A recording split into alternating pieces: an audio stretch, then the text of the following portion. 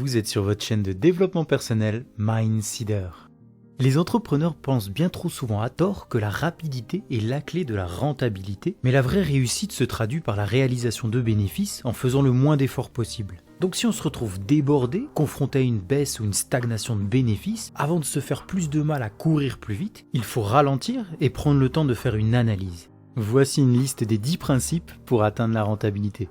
Trouver un marché de niche, c'est comme trouver la poule aux œufs d'or. C'est bien connu, à vouloir faire plaisir à tout le monde, on ne fait plaisir à personne. Il est important de trouver sa cible et plus précisément sa niche. Plus elle est petite et plus le potentiel est grand. Si vous voulez faire comme tout le monde, vous allez vous retrouver comme une aiguille dans une botte de foin et il va être difficile pour vous de faire la différence car personne ne fera attention à vous. Faites comme Danny Black, c'est un riche entrepreneur américain qui a créé la polémique en démarrant une activité de location de nains. Il a déclaré « Je suis dans la location de nains de luxe et alors ?» C'est assez particulier mais je trouve que c'est original et ça doit être vraiment le seul dans ce secteur d'activité.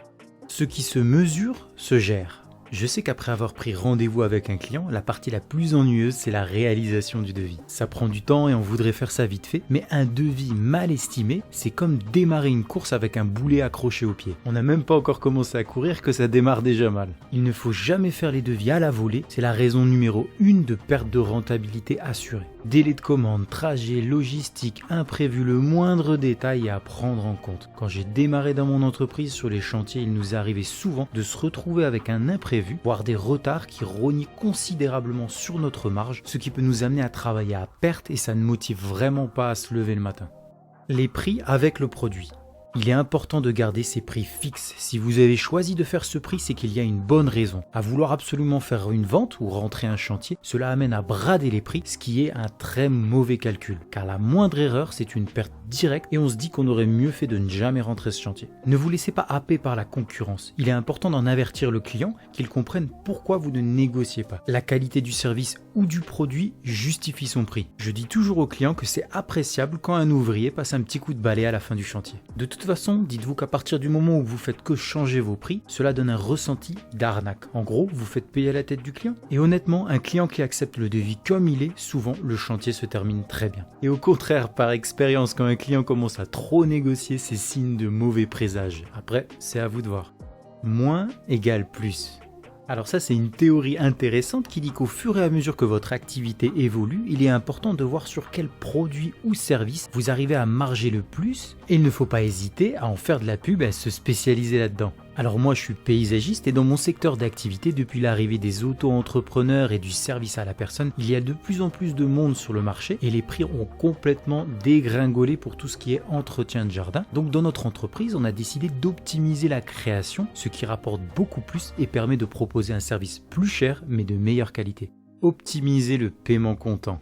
Alors le gros avantage des business en ligne, c'est que d'abord on reçoit l'argent et après on envoie le produit. Contrairement à la prestation de service où dans un premier temps on travaille, ensuite on envoie la facture et on espère que le client paiera dans les 30 jours, mais souvent ça peut traîner 1 mois, 2 mois et il n'y a pas vraiment de recours possible. Il faut savoir que c'est la cause numéro 1 de faillite pour les jeunes entreprises qui n'ont pas de trésorerie. Donc je conseille de toujours demander un acompte au démarrage et à la visite de fin de chantier, donner directement la facture en main propre au client en lui demandant le règlement comptant. Vous êtes totalement dans vos droits car votre travail est terminé. Vous êtes votre meilleure publicité. Ne vous laissez pas happer par l'illusion des commerciaux qui vous vendent du rêve sur des sites de référencement, qui vous promettent de doubler votre chiffre d'affaires contre une mensualité. Il n'y a rien de pire comme situation que de se retrouver à payer ce genre de compagnie car ils sont les seuls gagnants. Je n'ai jamais rencontré une personne satisfaite de leur service. De plus, ils ne jouent que sur la concurrence et leur système de notation peuvent réellement mettre à mal votre entreprise. Une belle carte de visite, un joli site internet, un bon référencement sur Google avec des bons avis, c'est la meilleure arme qui est imparable pour la réussite. Et pour tous les prestataires de services, la meilleure publicité reste le bouche à oreille. Limitez le mauvais pour sécuriser le bon. Il faut faire attention à son planning. N'essayez pas de le surcharger car cela risque de faire l'effet inverse, surmenage, perte de qualité. On pense faire plus mais au final on reçoit moins. Il faut trouver le juste milieu et avoir une soupape de sécurité pour éviter le burn-out et les problèmes. Hyperactivité versus productivité.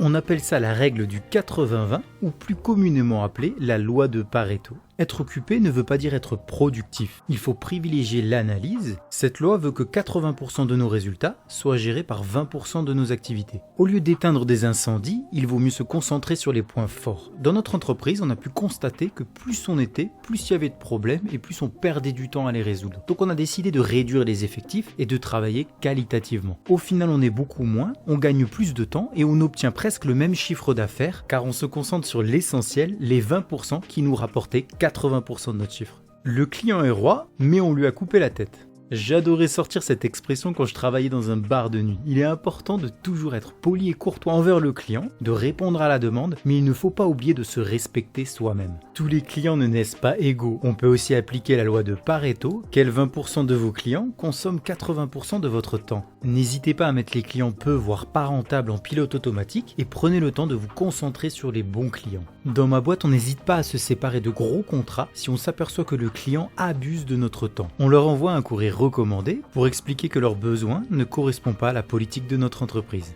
Dernier conseil de rentabilité, testez la fiabilité avant la capacité. Avant de vous lancer dans des projets trop grands, soyez sûr de votre capacité de réalisation. Ne surévaluez pas vos capacités. Des gros montants font toujours rêver, mais ne sous-estimez jamais le travail à faire. Il faut toujours être honnête avec le client sur le temps que ça va prendre, sur votre façon de travailler et votre capacité à faire les choses. Si je ne sens pas un chantier, j'expose directement ma problématique au client. Cela ne veut pas dire qu'il ne me rappellera pas. Au contraire, je ne lui dis pas ce qu'il a envie d'entendre, mais je lui expose d'un point de vue professionnel ce que je peux faire pour atteindre le meilleur résultat. Voilà, c'est la fin de la vidéo. Retenez bien tous ces principes car ils vous aideront à booster votre entreprise. Je vous souhaite le meilleur pour la suite et laissez-moi un commentaire si vous avez envie de partager votre expérience. Ciao ciao.